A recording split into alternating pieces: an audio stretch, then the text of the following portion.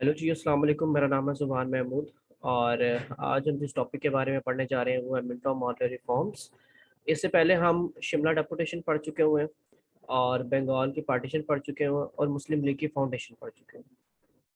सो अब देखें जी, आप जिस पॉइंट पे खड़े हैं पहले उसको देख लेते हैं कि बैकग्राउंड में क्या चल रहा है। देन उसका फ़ायदा क्या हुआ और उसके कॉन्सिक्वेंसेस क्या हैं। अच्छा, सबसे पहले जी, आपने मुस्लिम लीग बना ली हुई है। ठीक है, ऑल इंडिया मुस्लिम लीग बन चुकी हुई है। आप शिमला डेपुटेशन हो चुकी हुई है। शिमला डेपुटेशन में आप वाइसरॉय से मिलकर आए हैं और उनसे कहा है कि हमें सेपरेट इलेक्टोरेट चाहिए। ठीक है, और वाइसरॉय ने भी आपको कहा है कि हाँ, मैं कोई प्रॉमिस तो नहीं करता आपको, लेकिन मैं आपकी डिमांड्स को ज़रूर देखूंगा और आपकी डिमांड्स को पूरा किया जाएगा। उसने ये बात की। तो अब, और दूसरा, आपने बंगाल पार्टीशन के अंदर भी हिंदुओं का असल रंग देख लिया कि वो कभी भी आपको खुशहाल होता नहीं देख सकते। सो अब ये जो मिंटो मॉर्ले के रिफॉर्म्स हैं 1909, ये बहुत इंपॉर्टेंट है। आप एज अ मुस्लिम, और अपने आप को बस कंसीडर करें कि आप उस जगह पर हैं।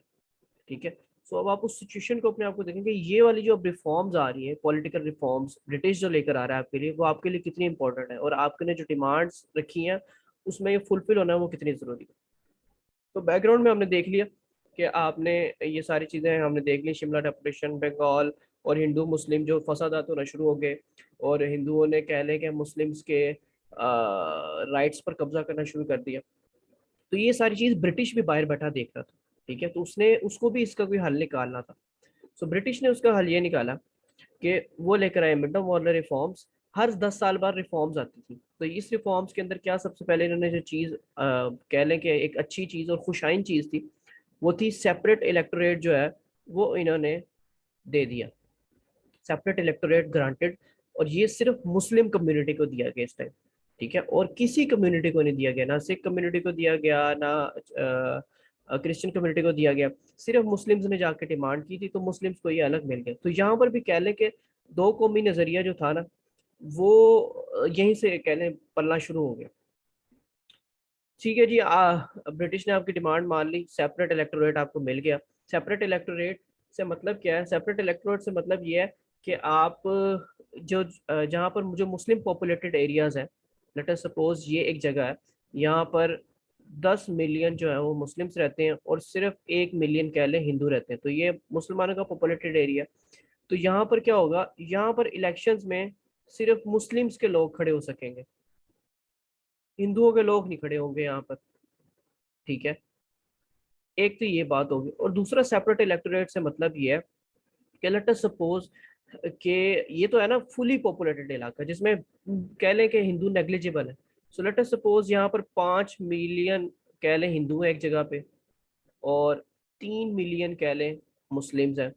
ठीक है, तो यहाँ पर क्या होगा, यहाँ पर आपको सीट्स, कुछ रिजर्व सीट्स जो हैं वो गिवन होगी।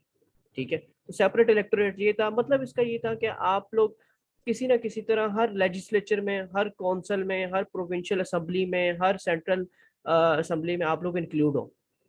ठीक है, तो ये डिमांड आप ब्रिटिश ने आपकी मान ली। और क्या हुआ जी, उन्होंने इंट्रोड्यूस करवाया मेथड्स ऑफ इलेक्शन जो था वो पार्शियली डायरेक्ट एंड इनडायरेक्ट। अब ये पार्शियली डायरेक्ट और इनडायरेक्ट से क्या मतलब है? अब ये मैं आपको ऐसे एग्जांपल से समझा देता हूँ। जैसे कि हमारे यूनियन काउंसिल्स के इलेक्शंस होते हैं, जिसके अंदर आप डायरेक्ट यूनियन काउंसिलर का जो सदर होता है या जो भी उसका हेड होता है उसको आप चूज करते हैं अपने वोट के जरिए।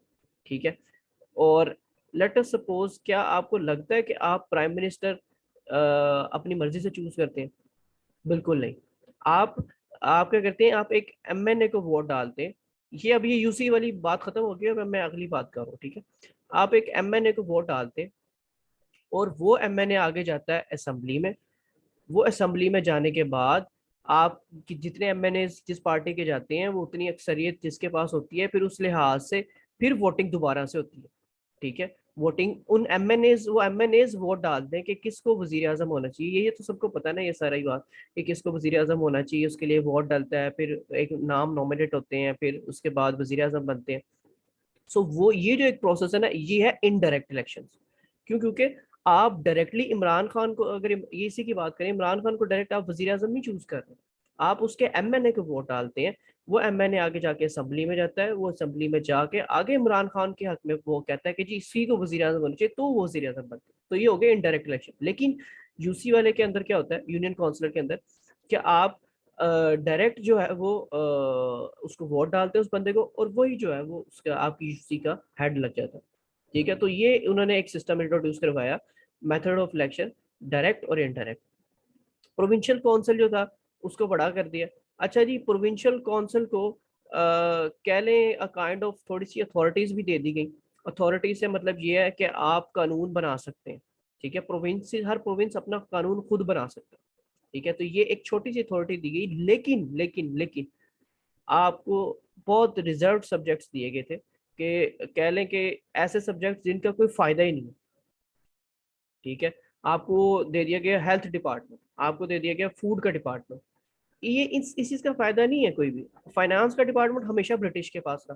ٹھیک ہے, اور ٹیکسز کلیکشن کا ڈپارٹمنٹ ہمیشہ برٹش کے پاس رہا. تو جو چیزیں امپورٹنٹ تھیں اور جو کہہ لیں سب سے ضروری تھی, وہ برٹش نے اپنے پاس رکھ لی, اور باقی چیزیں اس نے آپ کو دے دی. اچھا جی, آفیشیل میجورٹی جو ہے وہ سینٹر میں ہی رہی. ٹھیک ہے جی, وائسرائے اور اس وائسرائے کی کونسل اور سینٹرل لیجسلیٹر کی کونسل, اس میں جو ممبرز ہیں وہ اور ایڈ کر دیے گئے. اب جی, وائسرائے کی ایگزیکٹو کونسل کیا ہوتی ہے اور سینٹرل لیجسلیٹر کونسل کیا ہوتی ہے؟ اچھا جی, یہ کہہ لیں کہ کوئی بھی اگر قانون بنانا ہوتا ہے نا, تو وہ یہ وائسرائے کی ایگزیکٹو کونسل یا سینٹرل لیجسلیٹو کونسل بناتی تھی اس ٹائم. ٹھیک ہے, اس میں کیا ہوتا تھا, وائسرائے ہوتا تھا. وائسرائے کی ایگزیکٹو کونسل جو ہوتی تھی نا, اس میں کوئی بھی برٹش جو ہے, کوئی بھی انڈین جو ہے وہ نہیں ہوتا تھا. ٹھیک ہے, اور نامنیٹڈ لوگ ہوتے تھے اس میں سارے. سو اس میں کیا آگے جی, برٹش تھے سارے.